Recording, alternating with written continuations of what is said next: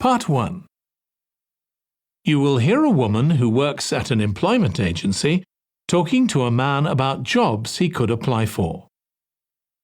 First, you have some time to look at questions 1 to 5.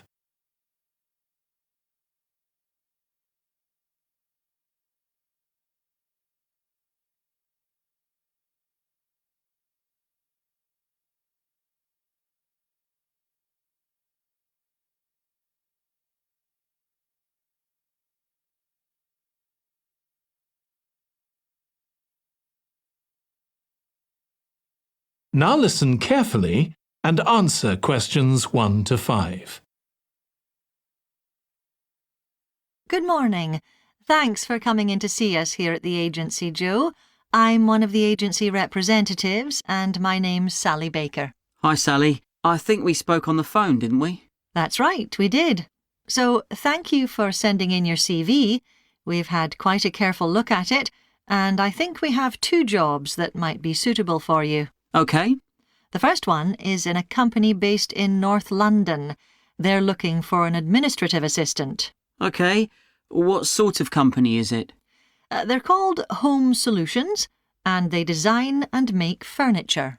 Oh, I don't know much about that, but it sounds interesting. Yes, well, as I said, they want someone in their office, and looking at your past experience, it does look as if you fit quite a few of the requirements. So on your CV it appears you've done some data entry? Yes. So that's one skill they want. Then they expect the person they appoint to attend meetings and take notes there. OK. I've done that before, yes.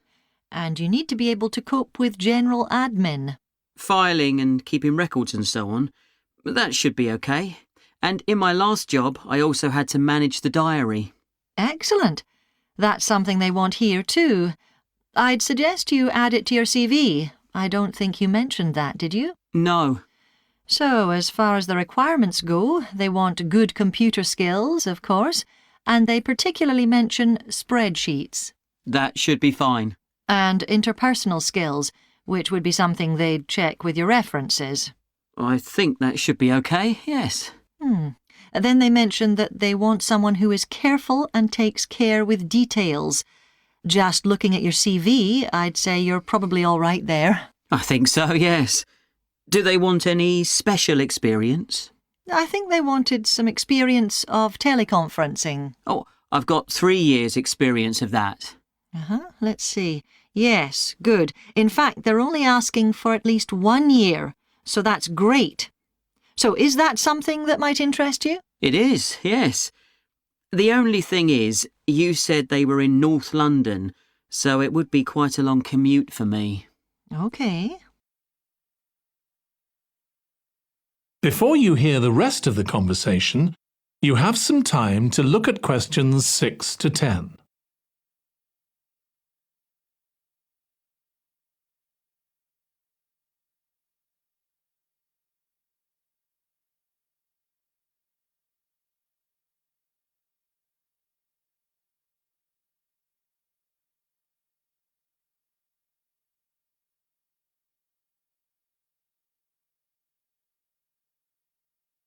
Now listen and answer questions 6 to 10. So the second position might suit you better as far as the location goes. That's for a warehouse assistant, and that's in South London. Yes, that would be a lot closer. And you've worked in a warehouse before, haven't you? Yes. So as far as the responsibilities for this position go, they want someone who could manage the stock, obviously, and also deliveries. That should be OK. You've got to keep track of stuff, but I've always been quite good with numbers. Good. That's their first requirement. And they want someone who's computer literate, which we know you are. Sure. Then they mention organisational skills. They want someone who's well organised. Yes, I think I am. And tidy? Yes, they go together really, don't they? Sure. Then the usual stuff. They want someone who can communicate well, both orally and in writing. OK. And for the last warehouse job I had, one of the things I enjoyed most was being part of a team. I found that was really essential for the job. Excellent. Yes, they do mention that they want someone who's used to that, yes. Now, when you were working in a warehouse last time, what sorts of items were you dealing with? It was mostly bathroom and kitchen equipment, sinks and stoves and fridges. So you're okay moving heavy things? Sure, I'm quite strong and I've had the training. Good. Now, as far as experience goes, they mention they want someone with a licence and that you have experience of driving in London, so you can cope with the traffic and so on. Yes, no problem. And you've got experience of warehouse work. And the final thing they mention is customer service. I think, looking at your CV, you're okay there. Right. So, what about pay? Can you tell me a bit more about that, please? That is the end of Part 1. You now have 1 minute to check your answers to Part 1.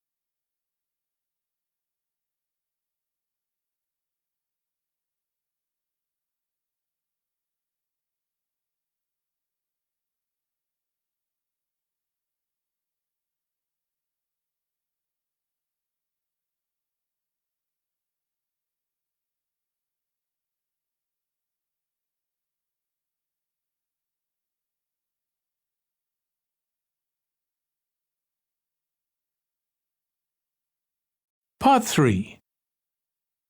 You will hear two students, called Hazel and Tom, talking about Hazel's media studies assignment. First, you have some time to look at questions 21 to 26.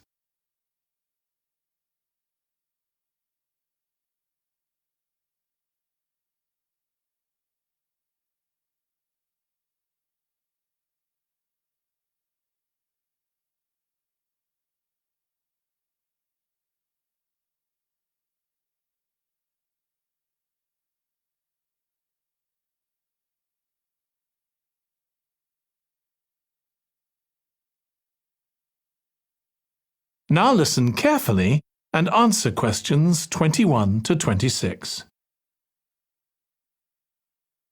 Tom, could I ask you for some advice, please? Yes, of course. If you think I can help. What's it about? It's my first media studies assignment, and I'm not sure how to go about it. You must have done it last year. Is that the one comparing the coverage of a particular story in a range of newspapers? That's right. Oh, yes. I really enjoyed writing it. So, what sort of things do I need to compare? Well, there are several things. For example, there's the question of which page of the newspaper the item appears on. You mean because there's a big difference between having it on the front page and the bottom of page 10, for instance? Exactly. And that shows how important the editor thinks the story is. Then there's the size. How many column inches the story is given. How many columns it spreads over. And I suppose that includes the headline. It certainly does. It's all part of attracting the reader's attention. What about graphics? Whether there's anything visual in addition to the text? Yes, you need to consider those too, because they can have a big effect on the reader's understanding of the story. Sometimes a bigger effect than the text itself. Then you'll need to look at how the item is put together. What structure is it given? Bear in mind that not many people read beyond the first paragraph. So what has the journalist put at the beginning? And if, say, there are conflicting opinions about something, does one appear near the end where people probably won't read it?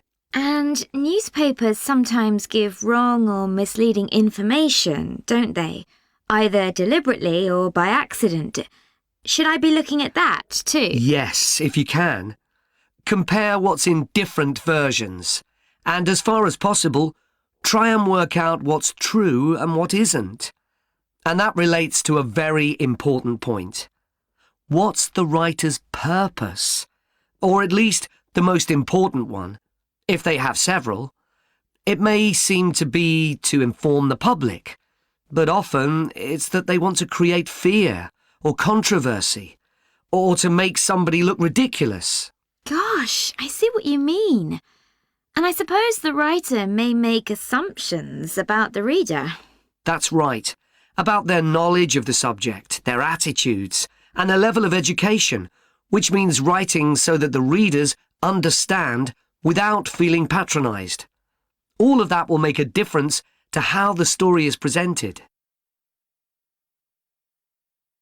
Before you hear the rest of the discussion, you have some time to look at questions 27 to 30.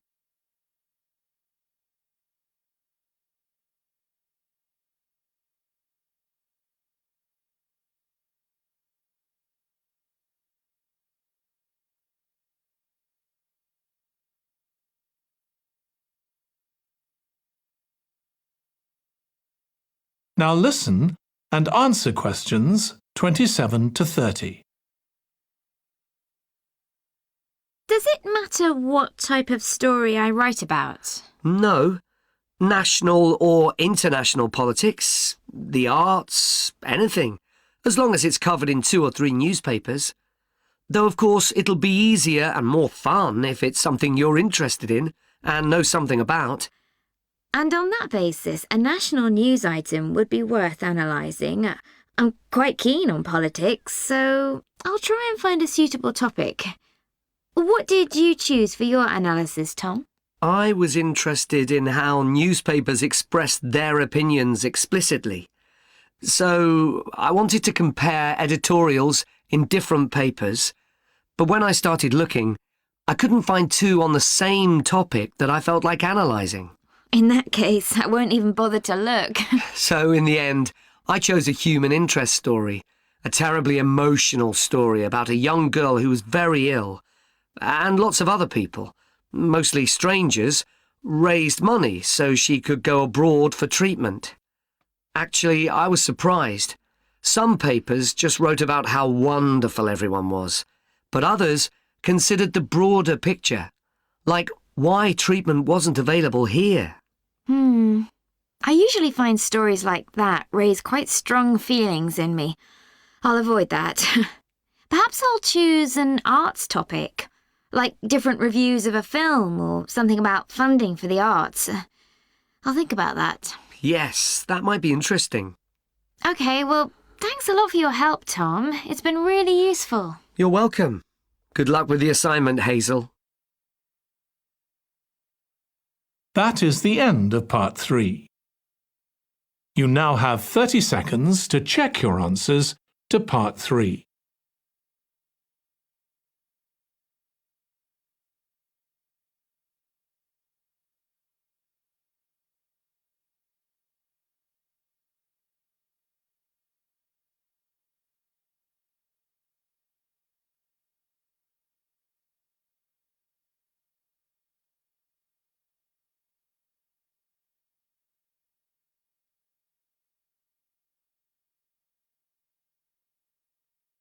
Part 2. You will hear a woman called Alice Riches talking on the radio about a scheme which involves closing streets to traffic to allow children to play. First, you have some time to look at questions 11 to 16.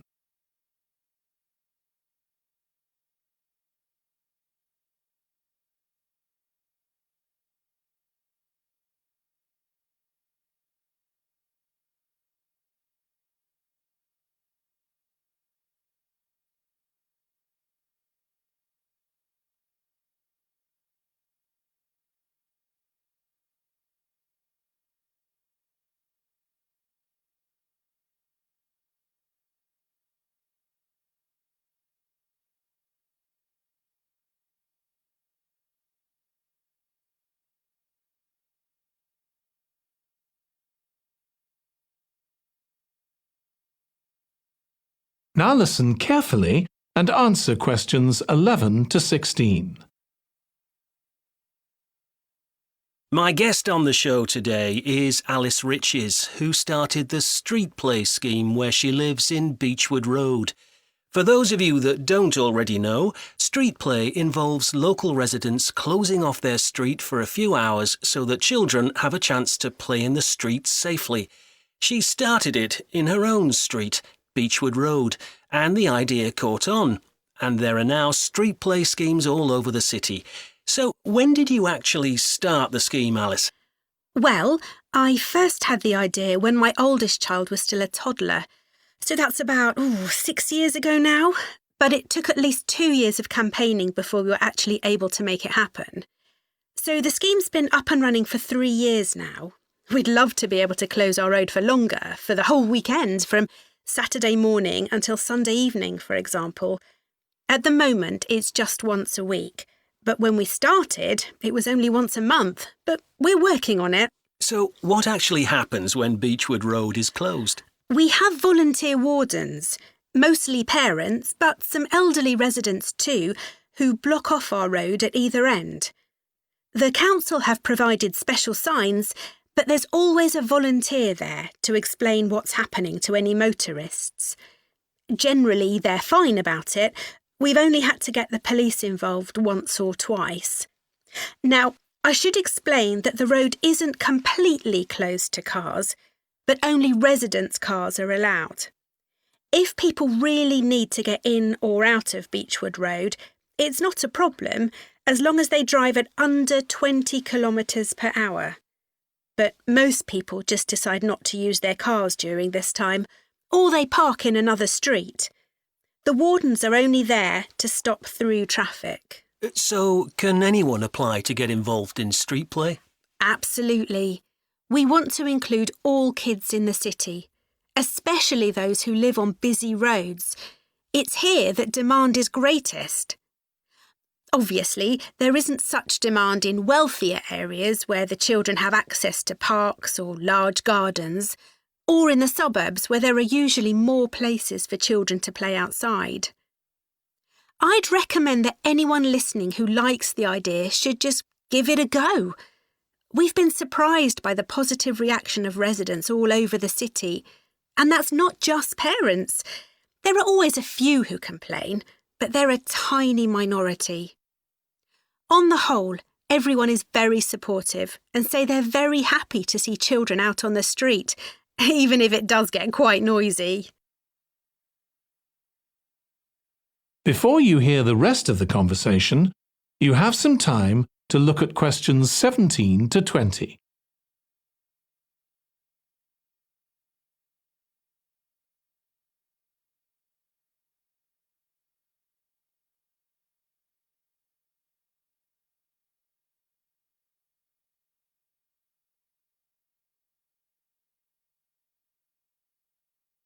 Now listen and answer questions 17 to 20. There have been so many benefits of street play for the kids.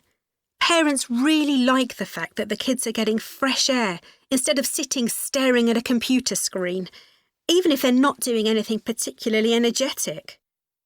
And of course, it's great that kids can play with their friends outside without being supervised by their parents. But for me, the biggest advantage is that kids develop confidence in themselves to be outside without their parents. The other really fantastic thing is that children get to know the adults in the street. It's like having a big extended family. It certainly does have a lot of benefits. I want to move on now and ask you about a related project in King Street. Right. Well, this was an experiment I was involved in, where local residents decided to try and reduce the traffic along King Street, which is the busiest main road in our area, by persuading people not to use their cars for one day. We thought about making people pay more for parking, but we decided that would be really unpopular. So instead, we just stopped people from parking on King Street, but left the other car parks open. It was surprising how much of a difference all this made. As we'd predicted, air quality was significantly better. But what I hadn't expected was how much quieter it would be, even with the buses still running. Of course, everyone said they felt safer, but we were actually amazed that sales in the shops went up considerably that day. We thought there'd be fewer people out shopping, not more. That's really interesting. So the fact that the street was... That is the end of part 2. You now have 30 seconds to check your answers to part 2.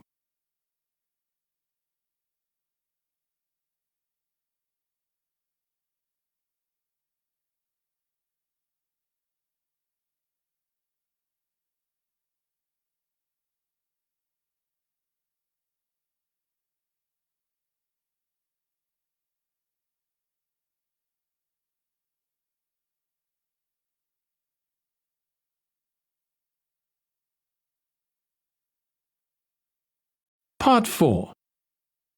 You will hear part of a lecture on the early history of keeping clean.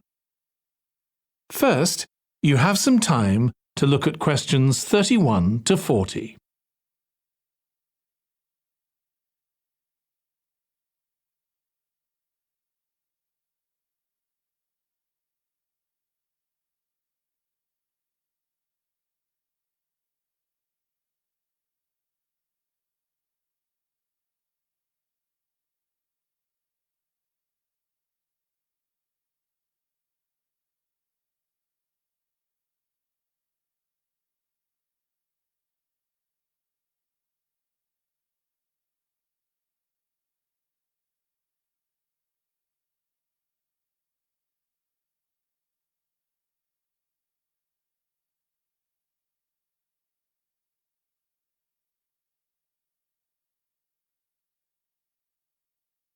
Now listen carefully and answer questions 31 to 40.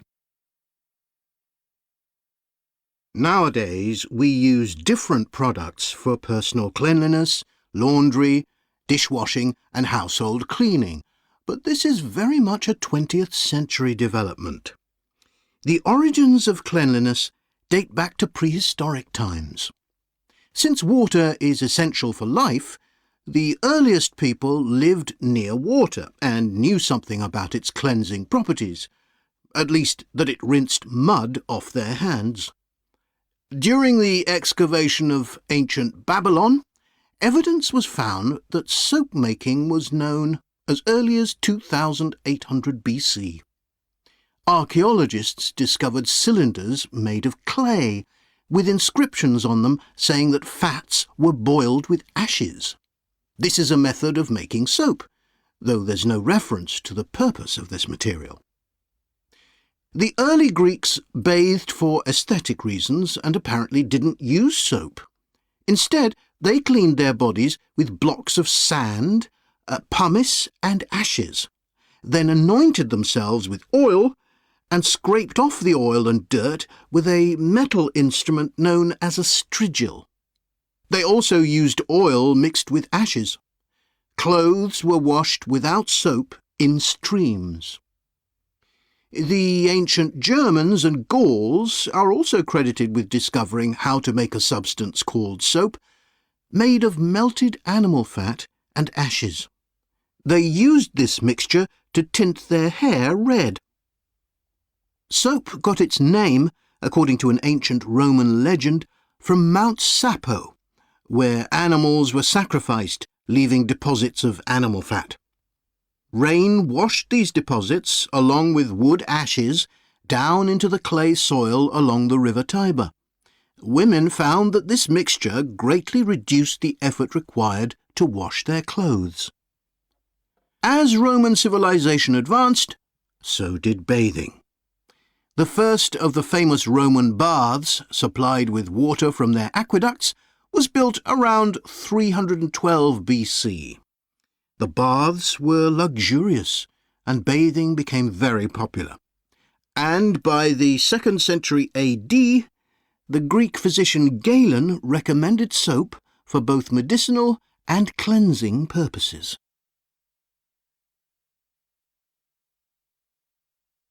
After the fall of Rome in 467 AD, and the resulting decline in bathing habits, much of Europe felt the impact of filth on public health.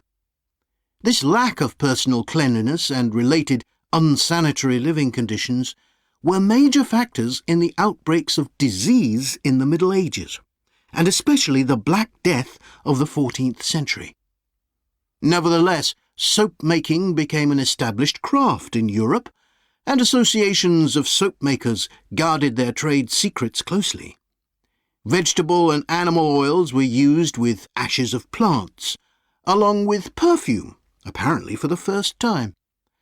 Gradually, more varieties of soap became available for shaving and shampooing, as well as bathing and laundering. A major step toward large-scale commercial soap making occurred in 1791, when a French chemist, Nicolas Leblanc, patented a process for turning salt into soda ash, or sodium carbonate. Soda ash is the alkali obtained from ashes that combines with fat to form soap. The Leblanc process yielded quantities of good quality, inexpensive soda ash. Modern soap making was born some 20 years later, in the early 19th century, with the discovery by Michel Eugène Chevreul, another French chemist, of the chemical nature and relationship of fats, glycerine, and fatty acids. His studies established the basis for both fat and soap chemistry, and soap making became a science.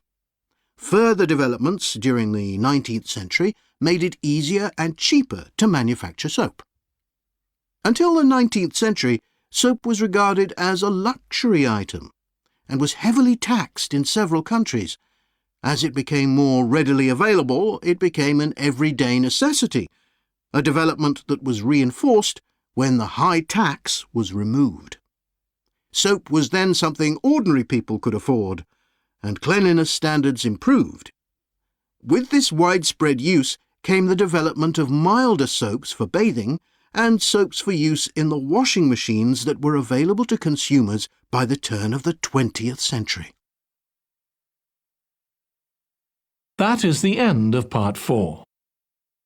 You now have 1 minute to check your answers to Part 4.